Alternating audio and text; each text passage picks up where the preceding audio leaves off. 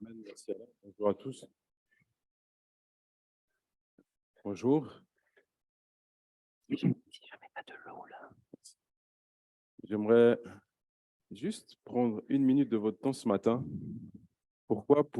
C'est vrai qu'Alain fait l'introduction et je trouve ça merveilleux.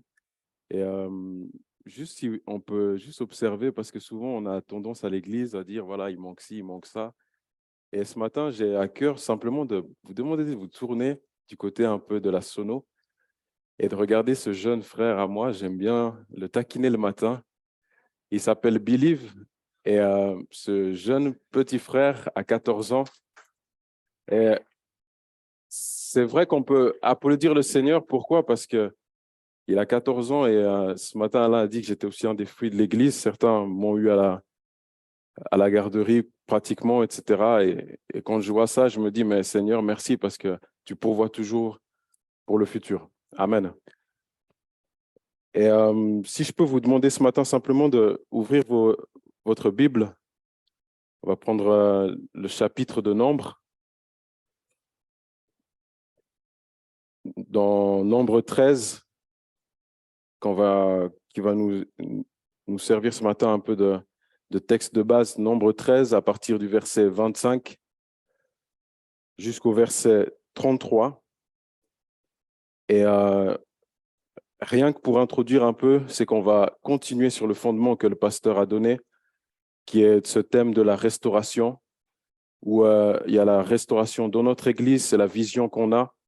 Et on va ce matin attaquer un peu le point numéro 6. Je ne sais pas si vous le connaissez, mais je le répète, ce matin, c'est le point 6 de notre vision d'Église qui est faire confiance à l'Éternel en marchant par la foi. Et on va aller simplement sur 3 directions avec ce texte. Ce sera simplement le peuple de Dieu dans le désert, son comportement, la foi, 2 ennemis de la foi et 2 récompenses de la foi. Nombre 13, à partir du verset 25 jusqu'au verset 33. Je vais lire avec vous ce qui est sur l'écran. Tout le monde y est? Okay. Ils furent de retour de l'exploration du pays au bout de 40 jours.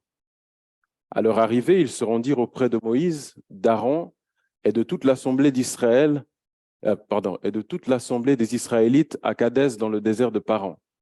Ils leur firent un rapport ainsi qu'à toute l'assemblée. Ils leur dirent et ils leur montrèrent les fruits du pays. Voici ce qu'ils racontèrent à Moïse. Nous sommes allés dans le pays où tu nous as envoyés. C'est vraiment un pays où coule le lait et le miel. Et en voici les fruits. Mais le peuple qui habite ce pays est puissant. Les villes sont fortifiées, très grandes. Nous y avons vu des descendants d'Anak. Les Amalécites habitent la région du sud. Les Hittites, les Jébusiens et les Amoréens habitent la montagne et les Cananéens habitent au bord de la mer Méditerranée et le long du Jourdain. Caleb fit taire le peuple qui murmurait contre Moïse. Il dit, montons, emparons-nous du pays, nous y serons vainqueurs.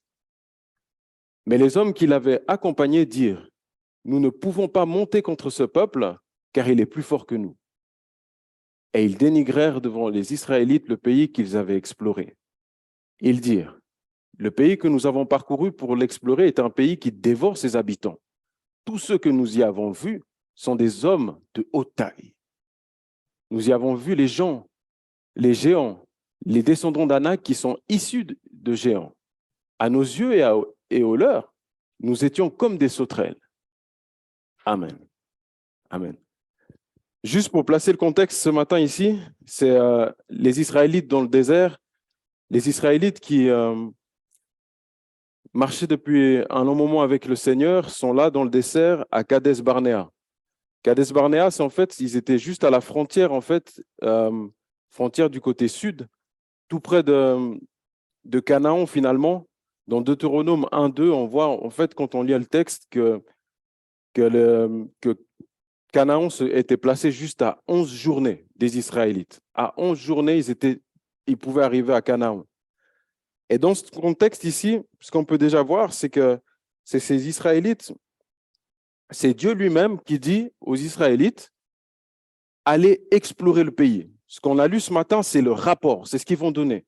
Quand on prend nombre 13, si tu peux le mettre, nombre 13, verset 1er, pour bien comprendre, il est dit en fait ici, nombre 13, verset 1er, c'est l'Éternel qui dit à Moïse,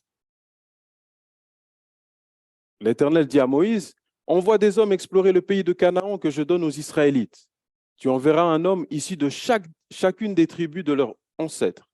Ils seront choisis parmi leurs princes. Moïse envoya ces hommes du désert de Paran d'après l'ordre de l'Éternel. Ils étaient tous chefs des Israélites. C'est l'Éternel qui dit à Moïse, que Moïse après dit au peuple, aller explorer Canaan. Et déjà là, juste l'Éternel, quand il dit au peuple d'aller explorer Canaan, il dit au peuple d'explorer Canaan dont le but premier, c'est de s'informer pour mieux conquérir. Et non pas pour les faire peur, mais pour qu'ils s'informent pour mieux conquérir. Et ce qui est merveilleux, c'est que quand on revient dans notre texte qu'on a pris ce matin, nombre 13 à partir du verset 25, la Bible nous éclaire en disant ils ont pris plus de 40 jours pour explorer le pays de Canaan. C'est dire combien le pays de Canaan était grand, son étendue même était immense. Et mes amis, c'est là où déjà juste, pour moi, c'est juste merveilleux parce que dans ce texte, c'est un trésor. Parce que Canaan, c'est un peu ce que Dieu réservait pour les Israélites. Et Canaan, dans son étendue, c'était quelque chose qui était vraiment grand, qui était quelque chose qui était, encore une fois, je le répète, immense. Et quand on regarde dans ce texte, ils prennent 40 jours pour explorer un pays. Ils reviennent après ces 40 jours et n'allons pas trop vite, mais Nombre 13, 23 nous montre quelque chose, c'est que les Israélites, dans le désert, quand ils sont allés justement explorer ce pays, qu'est-ce qu'ils ont vu? Ils ont vu cette fameuse grappe de raisin. Ça, c'était pendant qu'ils étaient en train d'explorer le pays. Ils arrivèrent jusqu'à la vallée d'Escol, où ils coupèrent une branche de vigne avec une grappe de raisin. Ils la portèrent à deux au moyen d'une perche. Ils prirent aussi des grenades et des figues. Waouh! Juste pour ne pas aller trop vite, cette grappe de raisin qu'ils vont prendre, quand on va en profondeur dans le texte, on dit que cette grappe de raisin, ils l'ont pris à deux, au moyen d'une perche, 2 hommes pour prendre une grappe de raisin. C'est dire ce que Dieu avait réservé de bon pour eux. Et cette grappe de raisin, même selon la parole, la Bible, quand vous allez dans les commentaires, il est dit que cette grappe de raisin faisait plus de 5 à 6 kilos. 5 à 6 kilos. Et ils étaient 2 hommes. En l'occurrence, on ne sait pas qui c'était forcément ces hommes, mais ils ont tenu ça au moyen d'une perche. Je ne sais pas si dans l'assemblée aujourd'hui, on a des vignerons, mais c'est dire combien c'est quelque chose de merveilleux. Et que Dieu, quand il prépare quelque chose pour nous, c'est toujours quelque chose de grand et de bon. Et le problème avec nous souvent, c'est qu'on marche particulièrement trop avec notre vue qu'avec la foi. Nombre 13, 25, il dit, ils ont exploré le pays 40 jours. Nombre 13, 26, il dit, ils ramènent les fruits eux-mêmes. À leur arrivée, ils se rendirent auprès de Moïse quand ils sont tous ensemble pour ce rapport. À Kadès, dans le désert de Paran, ils leur firent un rapport ainsi qu'à toute l'assemblée. Et qu'est-ce qu'ils ont fait? Ils leur montrèrent les fruits. Mais regardez bien, ils leur montrèrent les fruits de Canaan. Et quand on regarde dans la parole, psaume 106, à partir du verset 24, il est aussi dit, ils ont méprisé le pays des délices. Ils n'ont pas cru à la parole de l'Éternel. La version du Semeur ira plus loin, elle dira, ils n'ont pas cru à la parole de l'Éternel, mais elle dira, ils ont méprisé un pays de rêve. Un pays de rêve. Ce pays-là a existé, mes amis. Canaan, ce n'est pas une histoire, un mythe. Ce pays-là a existé. Des personnes l'ont vu. Et ce matin, quand on est là dans ce rapport, quand on lit ce rapport, ce qu'on peut en tirer, c'est de se dire que c'est dommage parfois. Parce que si je regarde bien, c'est eux-mêmes qui ont pris cette perche, qu'ils ont montée, ils ont montré les fruits. Et dans les fruits qu'ils ont montrés, ce n'était pas simplement le raisin qui était de 5 à 6 kilos, mais il y avait aussi des grenades, des figues, si je ne me trompe pas. Et qu'est-ce qui s'est passé pour qu'on arrive à ce rapport qu'on amène plutôt du côté négatif? Verset 28, la Bible nous apprend, « Mais le peuple qui habite ce pays est puissant. Les villes sont fortifiées, très grandes. Nous y avons vu des enfants d'Anak. » Juste là, nous y avons vu des enfants d'Anak. C'est ce qu'ils font dans leur rapport. Ils amènent les fruits, ils montrent, « Ok, Seigneur, il y a eu ça, on a pris. » Mais nous y avons vu des enfants d'Anak. Nous y avons vu des enfants d'Anak. Et pour savoir qui étaient ces enfants d'Anak, c'est des enfants, en fait, ce sont des géants, anormalement grands. Des personnes qui mesuraient 3 à 5 mètres. Oui, dans notre monde, il y a eu des personnes qui mesuraient 3 à 5 mètres. Goliath était l'un de ses descendants, d'après la parole. Goliath était un des descendants des enfants d'Anak.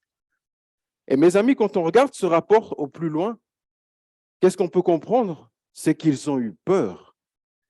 Et derrière tout ça, en fait, on comprend une chose qui, nous aussi, les hommes, aujourd'hui, nous attaque souvent, c'est l'inquiétude. Je lisais quelque part quelqu'un qui dira mais que l'inquiétude, c'est quelque chose qui étouffe notre manière même de réfléchir, qui étrangle même nos émotions par le fait d'être inquiets.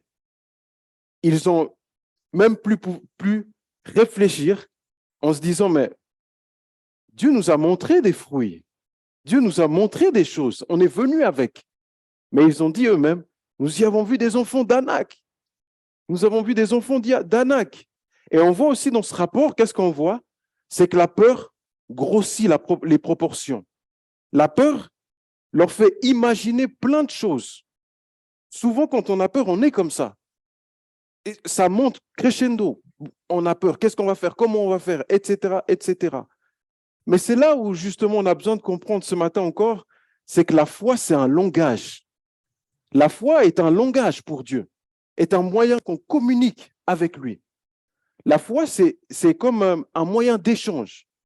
Ici, on est en Suisse, on paye les choses avec des francs. Mais c'est un peu comme avec le Seigneur. Il s'attend à ce que nous, on lui réponde avec la foi. Que l'échange soit fait entre francs et francs, on va dire. Mais lui, c'est ça un peu. Je fais le parallèle avec l'échange qu'on peut faire entre une simple monnaie. Mais Dieu s'attend à ce que son peuple lui réponde par la foi. Dieu s'attend à ce que son peuple lui réponde par la foi. Et regardez bien dans ce texte, verset 31, c'est Caleb, quand Caleb entend tout ce que le peuple dit, Caleb, il fait quoi? Il dit, il fit taire. Caleb fit taire ceux qui parlaient. Caleb fit taire. Ma prière ce matin, c'est que nous soyons des personnes comme ça, même dans cette église. Des personnes qui, par la foi, font taire les gens en disant non, peut-être qu'on est la petite église des Beauvresses, pas plus de 50, 60 personnes, que sais-je. Mais Dieu est là au milieu de nous et il a des grands plans. Et il a des grands plans, comme des Caleb, être vraiment comme des Caleb. Et ce peuple, quand on voit aussi, c'est que la vision, elle était focus sur les enfants d'Anak. Pourtant, ça veut dire, imaginez-vous, des fois, quand on lit la Bible, le pasteur me dit souvent, on lit la Bible trop vite. Mais c'est vrai. Ça veut dire, j'arrive, j'ai les fruits, etc. Mais ma vision est sur les enfants d'Anak. Ma vision est sur les enfants d'Anak. Pourtant, je suis avec les fruits, n'est-ce pas? Pourtant, j'amène des fruits que le Seigneur a permis que je prenne. Ça me fait penser à une histoire. J'étais comme ça avec un petit cousin à moi qui conduit. Il me dit, Wilson, écoute, quand je conduis du côté de la Riviera, du côté quand on va vers Vevey-Montreux, magnifique paysage, etc.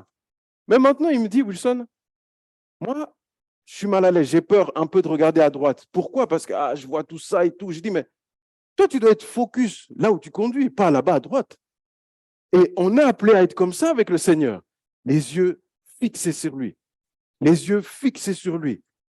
Et franchement, je suis comme ça, je regarde ce texte en long et en large, et je sais que vous le ferez à la maison.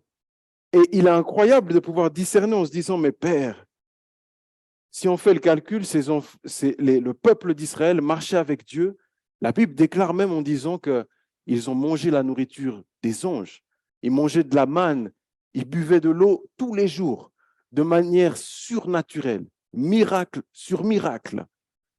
Ce peuple-là vivait en étant conduit par la nuée de feu la nuit, conduit par la nuée de jour. Ils vivaient des miracles que même parfois aujourd'hui, on ne vit plus comme ça. Ce peuple, ils mangeaient, ils étaient abreuvés par le Seigneur lui-même qui était au milieu de tous les jours. Mais leur vision était sur les enfants d'Anak, sur la peur. C'était des miracles qu'ils vivaient tout le temps, tout le temps. Et c'est là où j'ouvre une parenthèse par rapport aux miracles, que mes amis, les miracles ne sont pas là pour qu'on en jouisse comme si on était au théâtre. Les miracles, même Christ, lorsqu'il fera des miracles, c'est pour rapprocher son peuple de lui. C'est pas pour qu'on soit là en train de demander comme si on allait être au théâtre. Et malheur un peu à nous, parce que ça montre qu'on peut être là, voir des miracles, mais rester les mêmes et ne pas croire. Rester les mêmes et ne pas croire. Rester les mêmes et ne pas croire. Et ce livre de Nombres qu'on lit là et actuellement, c'est un livre qu'on appelle le livre du désert. D'autres l'appellent le livre des murmures. Une fois, on était avec Alain aussi, je me souviens, tu as dit, je préparais ça, tu as dit, on était en réunion et tout, tu as dit, mais des fois, Dieu est beaucoup plus proche que nous dans le désert. Dieu, des fois, est parfois plus proche de nous dans le désert. Église, laissez-moi faire le parallèle avec nous, avec cette vision de restauration, avec la vision qui nous a été donnée, que peut-être c'est vrai, on n'est pas encore tout à fait au point, mais Dieu est proche et il est au milieu de nous. Dans toutes nos situations, Dieu est proche et il est au milieu de nous. Et quand on continue dans ce rapport, ce qui est étonnant, les 12 chefs qui ont été choisis pour aller explorer ce pays, 12 chefs, ils reviennent, 10 donnent la même version, 2 ont une version différente, 2 ont une version différente. Et c'est là que j'aime mon pasteur parce qu'il dit, Saint-Esprit, aide-nous. Il nous enseignait une fois, il dit, mais sans ça, la vie chrétienne serait plus facile. Caleb et Josué qui donnent la version différente ont marché par la foi. Les 10 autres, ils ont donné ils disaient simplement, ils ont décrié, c'est la Bible qui le déclare, ils décrièrent le pays promis par peur. Et c'est là où on est appelé à être ces enfants-là qui ont du courage, la foi, et qui, même s'il y a des enfants d'Anak dans nos vies, qui peut être des épreuves, qui peut être des souffrances quelconques, mais avoir ses yeux fixés sur Christ. C'est comme ça qu'on va faire la différence. Et c'est comme ça qu'on va avoir la victoire dans nos combats et nos défis. C'est comme ça. Et vous savez que reculer devant un effort qui nécessite la foi, c'est comme mépriser Dieu. C'est comme mépriser Dieu, mes amis. Parce que le même Seigneur qui les a envoyés à explorer ce pays promis, ce même Seigneur qu'on dit Seigneur omnipotent, omniscient, ne savait-il pas qu'il y avait des enfants d'Anak? Ne savait-il pas qu'ils allaient y rencontrer des géants? Et c'est ça qu'on doit faire aujourd'hui. Marcher par la foi et non par la vue. Par la foi et non par la vue. Et c'est là où l'Église nous dirait, mais comme Caleb l'a dit, emparons-nous. C'est notre vision qui est là. C'est notre vision de restauration. Croyons-le, nous serons restaurés. Emparons-nous. Et cette vision-là, on peut la saisir que par la foi. Que par la foi. C'est pour ça qu'on doit s'en emparer. C'est pour ça que c'est important qu'elle soit même là dans notre cœur. Qu'on sache, c'est notre carte d'identité en tant qu'Église des Beuvresses. Que oui, nous marchons par la foi. C'est la vie chrétienne. Et dans cette vie chrétienne, on voit aussi une chose, c'est que la foi n'est pas facultative. La foi n'est pas facultative. La foi fait partie de ce qu'on doit démontrer au quotidien. Cet épisode dans le désert devrait encore aujourd'hui nous apprendre à être dépendants de Dieu, nous apprendre à ouvrir nos yeux et surtout à ne pas être inquiets, à ne pas être inquiets. Car le même Seigneur qui marchait avec les Israélites jour après jour, c'est celui qui marche avec nous jour après jour. C'est le même, mes amis. Il n'a pas changé. C'est la Bible qui le déclare. Et quand on parle de cette foi-là, Hébreux 11, si tu peux le mettre, Hébreux 11 à partir du verset 6, nous donne la condition, j'ai envie de dire. Il est dit, or sans la foi, il est impossible d'être agréable à Dieu, car il faut que celui qui s'approche de lui croit que Dieu existe et qu'il récompense ceux qui le cherchent. D'autres, on va plus loin, un rémunérateur. Il est le récompenseur. Sans la foi, il est impossible de lui être agréable. Impossible. Le moyen même de lui être agréable, c'est la foi, mes amis. C'est la foi. Sans ça, nous ne lui sommes pas agréables. Et le peuple a démontré qu'il n'avait pas confiance. Il manquait de confiance. Et vous savez, dans le fait de manquer de confiance à Dieu, manquer de foi, c'est pour cela que des fois même, on n'a pas tout ce que Dieu veut pour nous. Parce qu'on manque quelque part de confiance en lui, de foi, pour tout avoir ce qu'il avait vraiment promis. Souvenons-nous, ce peuple était à 11 journées de marche de Canaan. Mais ils ont refusé. Plus loin, on peut le voir, ils ont refusé d'entrer dans Canaan. Et même géographiquement parlant, ce qui est étonnant, quand ils vont faire 40 ans, le peuple va tourner en rang. Si on regarde géographiquement parlant, il tournera en rang. Et c'est pour ça que, mes amis, la foi est nécessaire à notre vie chrétienne. La foi est nécessaire. Et j'aime souvent me rappeler une phrase de l'un de mes meilleurs amis qui me dit « Mais Wilson, on n'est pas appelé à tout comprendre de Dieu. Seigneur, pourquoi tu nous fais explorer un pays où il y a des enfants d'Anak? Pourquoi tu nous fais explorer un pays où il y a des gens qui font 5 à 6 mètres, alors que moi, avec ma petite taille, je fais 1,80 m?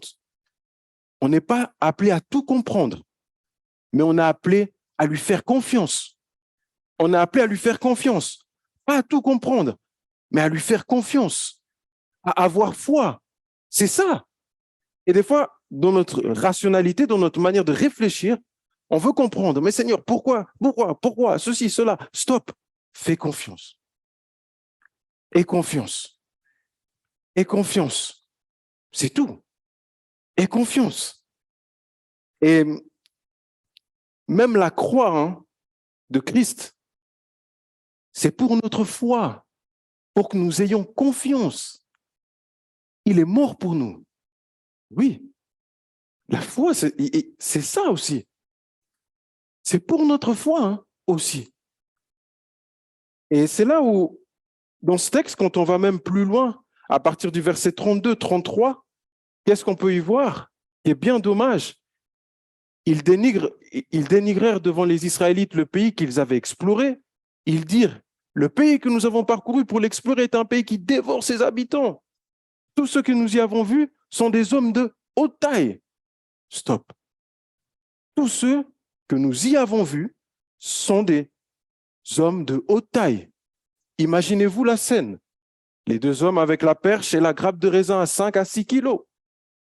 Tous ceux que nous y avons vus sont des hommes de haute taille. Sans ça, la vie chrétienne serait plus facile. Oui.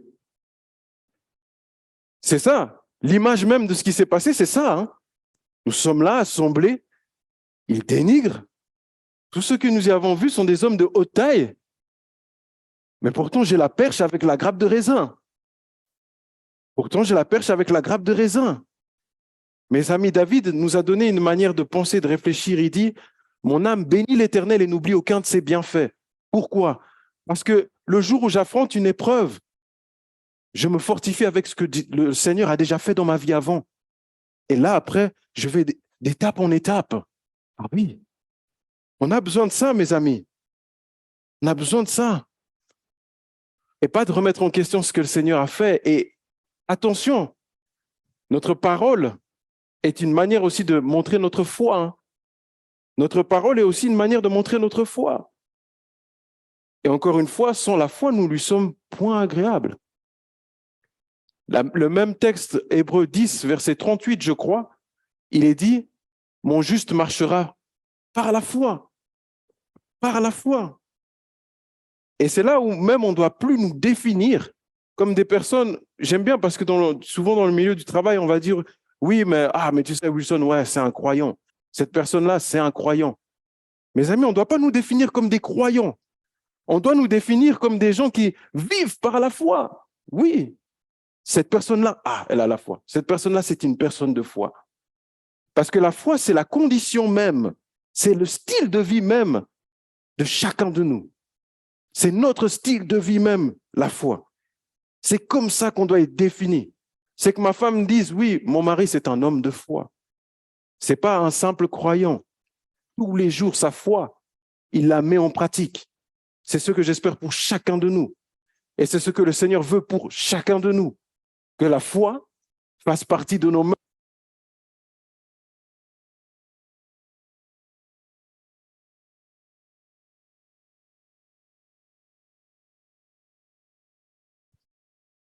C'est là où il faut comprendre aussi que ce texte est un texte qui veut nous apprendre plusieurs choses.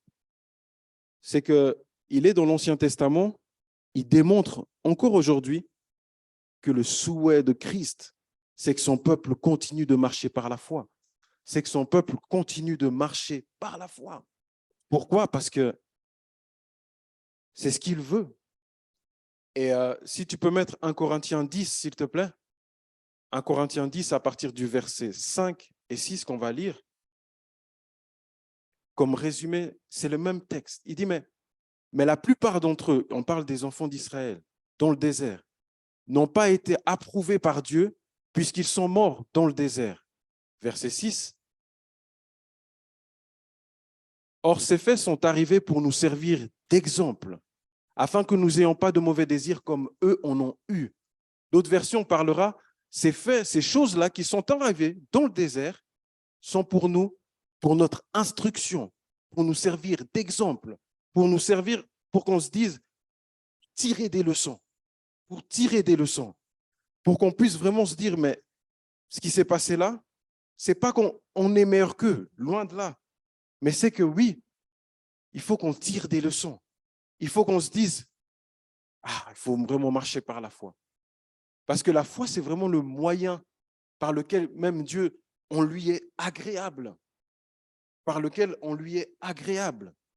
Et mes amis, quand un prédicateur est là devant, quelqu'un qui vient nous exhorter, ayons conscience que chaque exhortation, chaque prédication, on en rendra des comptes devant le Seigneur.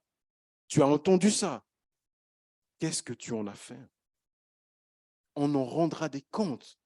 Étant des personnes qui sachons tirer des leçons. Tirer des leçons. Et c'est là où j'aimerais simplement prendre deux ennemis de la foi. Deux ennemis de la foi que le texte nous apprend. Deux ennemis. Premier ennemi, c'est les murmures. Nombre 14, si tu peux le mettre à l'écran, s'il te plaît, Nombre 14, versets 1er et 4. Nombre 14, versets 1er et 4. Toute l'assemblée se leva et poussa des cris. Le peuple pleura pendant la nuit. Tous les Israélites murmurèrent contre Moïse et Aaron. Et toute l'assemblée leur dit, si seulement nous étions morts en Égypte ou dans ce désert, pourquoi l'Éternel nous fait-il aller dans ce pays où nous tomberons par l'épée, où nos femmes et nos petits-enfants deviendront une proie? Ne vaut-il pas mieux pour nous de retourner en Égypte? Et ils dirent l'un à l'autre, nommons un chef et retournons en Égypte. Waouh! Les murmures. Ils sont prêts à retourner là où ils étaient. Ce qu'il faut savoir, c'est que les enfants d'Israël étaient maltraités en Égypte. Ils étaient maltraités. Ils étaient sous des travaux durs, difficiles. Mais vous voyez les murmures, je regardais la définition même un peu plus biblique. Les murmures, c'est comme un état d'insatisfaction. On n'est pas satisfait, on a envie d'autre chose. Encore une fois, ils n'avaient pas conscience qu'eux-mêmes vivaient de manière surnaturelle, tous les jours. Ils ont décidé de murmurer. Deuxième ennemi, l'incrédulité. L'incrédulité. Nombre 14, à partir du verset 11 et du verset 12. L'Éternel dit à Moïse, « Jusqu'à quand ce peuple me méprisera-t-il? Jusqu'à quand ne croira-t-il pas en moi, malgré tous les signes que j'ai accomplis au milieu de lui? Je frapperai par la peste et je le détruirai, mais je ferai de toi une nation plus grande et plus puissante que lui. » L'Éternel, jusqu'à quand me méprisera-t-il? Jusqu'à quand ne croira-t-il pas en moi? Et parmi ces deux ennemis de la foi qu'on a mentionnés, l'incrédulité, les murmures, qui engagent comme un petit escalier, j'ai envie de dire, avec multiples conséquences. Simplement 3 petites conséquences par rapport à ces deux choses-là qui sont les murmures et l'incrédulité. C'est que le manque de foi peut entraîner la mort. Et mes amis, même physique parfois. Deuxième chose, c'est qu'une foi qui est faible est une porte ouverte au doute, à l'inquiétude. Est une porte ouverte au doute, à l'inquiétude. Et le manque de foi, pire encore, éloigne de la présence de Dieu. Le manque de foi éloigne de la présence de Dieu. Dans Nombre 14, verset 34, écoutez bien ce que le Seigneur dit. Vous avez mis 40 jours. Là, le Seigneur leur parle en disant, « Ok, voilà ce qui va se passer. Vous avez mis 40 jours à explorer le pays. Vous supporterez donc les conséquences de vos fautes pendant 40 années, une année pour chaque jour. Ainsi, vous saurez ce que c'est que d'être privé de ma présence. » C'est ce que je souhaite à personne de nous. Mais l'incrédulité, les murmures amènent ces conséquences-là. Ce n'est pas moi qui le dis, ne me lynchez pas. C'est la parole du Seigneur. Il peut s'éloigner. Il peut s'éloigner. Il peut s'éloigner. Et quand on regarde dans 2 récompenses de la foi parmi ce rapport qui pour moi amène de multiples choses, parmi les récompenses de la foi, la première chose c'est la vie. La première chose c'est la vie. Nombre 14, verset 38, toujours après, Josué, fils de Nun, et Caleb, fils de Jéphuné, furent les seuls à rester en vie parmi les hommes partis explorer le pays. C'est les seuls de toute une génération. Les seuls de toute une génération. Les seuls à rester en vie. Les seuls. Les seuls à rester en vie. Et deuxième récompense, c'est l'exaucement des promesses, mes amis. C'est là, j'aimerais pas aller trop vite, mais Dieu récompense toujours ceux qui le cherchent. Dieu récompense toujours ceux qui le cherchent. Nombre 14, toujours, verset 24. C'est la Bible qui le dit. Quant à mon serviteur, Dieu parle. Nombre 14, c'est simplement le résumé de Nombre 13. Nombre 14, 24. Quant à mon serviteur Caleb, parce qu'il a été animé d'un autre esprit, qu'il a pleinement suivi ma voie, je le ferai entrer dans le pays où il est allé et sa descendance le possédera. Quelqu'un a prié ce matin en parlant de ce merveilleux texte d'Éphésiens 3, versets 21 et suivants, où il est dit que Dieu peut faire plus que ce que nous demandons et pensons. Et quand on lit ça, Dieu récompense non pas Caleb seulement, mais ceux qui viendront aussi derrière lui. Dieu fait plus que ce que nous on demande. Il fait plus que ce que nous on demande. Dieu fait plus. Il récompense Caleb, mais il récompense ceux qui sont aussi derrière. La foi d'un seul homme, la foi d'un seul homme Un seul homme. Et mes amis, ces textes-là de la parole sont là pour nous servir d'exemple, d'instruction. Ce matin, on mentionnait que Dieu attend de nous la foi. Dieu attend de nous cette réponse. Attend de nous cette réponse.